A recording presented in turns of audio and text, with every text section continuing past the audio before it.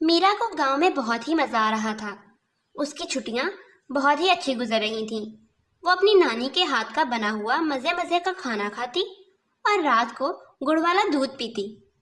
अपनी रानी दीदी के पास जाकर उनसे सिलाई सीखती, उनके साथ बातें करती और बच्चों के साथ खेलती और उनकी इलॉजिकल और स्टूपिड बातें सुनती रानी दीदी के खिलाफ।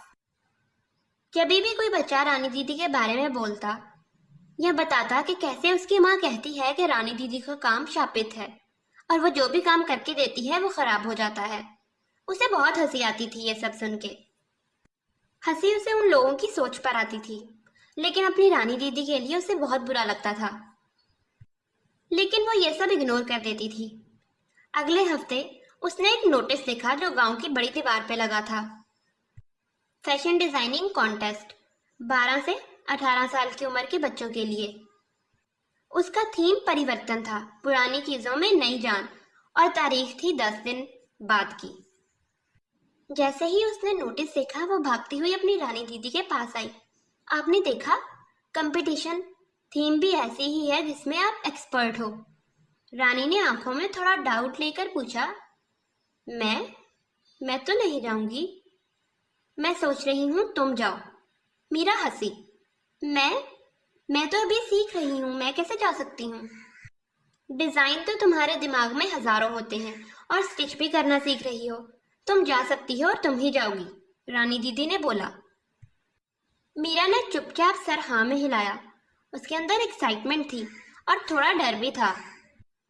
अगले दिन से तैयारी शुरू हो गई थी। मीरा ने अपनी नानी की पुरानी साड़ी उठाई। रेशम की साड़ी थी जिसमें एक कॉर्नर था जो फटा हुआ था।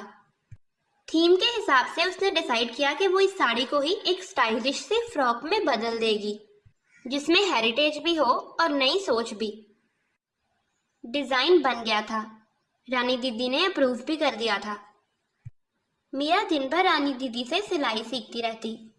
कभी कभी डांट भी पड़ती उसको, कभी तारीफ भी मिल जाती थी, पर हर स्टिच के साथ वो और कॉन्फिडेंट होती जा रही थी। कंपटीशन में 3 दिन बचे थे। बाकी जिन लोगों ने पार्टिसिपेट किया था, उनके स्कूल की टीचर मिस प्रीति उनके डिजाइन को इंस्पेक्ट किया करती थी। उन्होंने मीरा का फ्रॉक भी देखा था। ये तो किसी प्रोफेशनल का काम लगता है, तुमने खुद बनाया है? मिस प्रीति ने पूछा उसका ड्रेस देखने के बाद। मीरा ने तब मासूमियत से बोला था, हाँ, पर रानी दीदी ने हेल्प की थी। मीरा दीदी का नाम सुनते ही वो टीचर बहुत ही स्केप्टिकल हो गई। उसकी आंखों में डाउट भी आया। तुम्हारा डिजाइन ओरिजिनल है क्या? तुमने खुद ही बनाया है ना? रानी दीदी ने तो नहीं बना के दिया।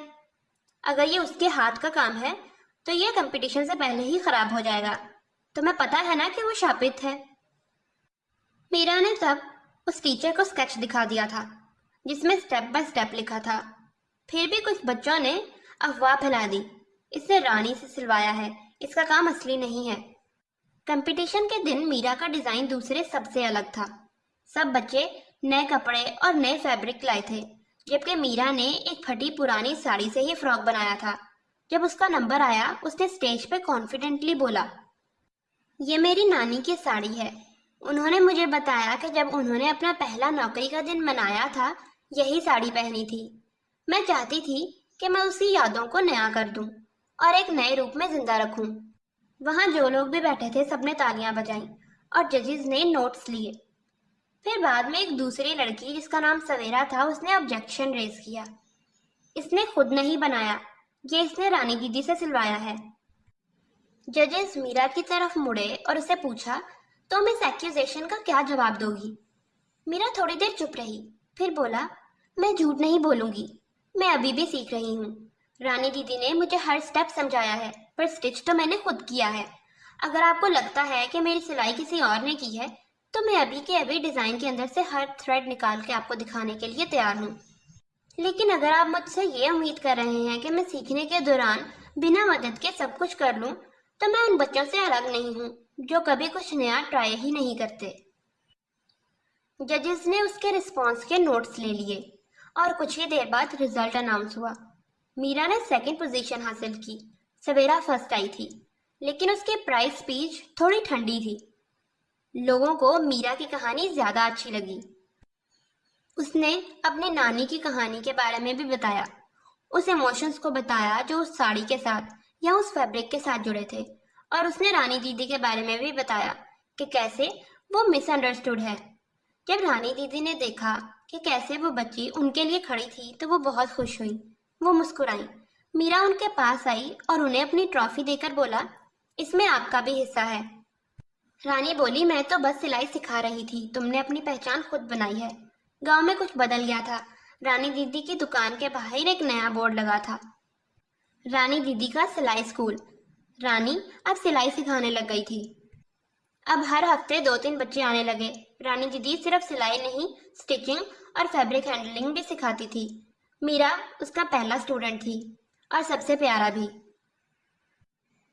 लोग अब रानी को कर्स्ड या शापित नहीं समझते थे, क्योंकि उन्हें समझ आ गया था कि वो सिर्फ एक मिसअंडरस्टैंडिंग थी। मीरा की छुट्टियां भी खत्म हो गई थी और उसे शहर वापस जाना था। लेकिन हर महीने मीरा अपनी रानी दीदी से मिलने जरूर आती थी।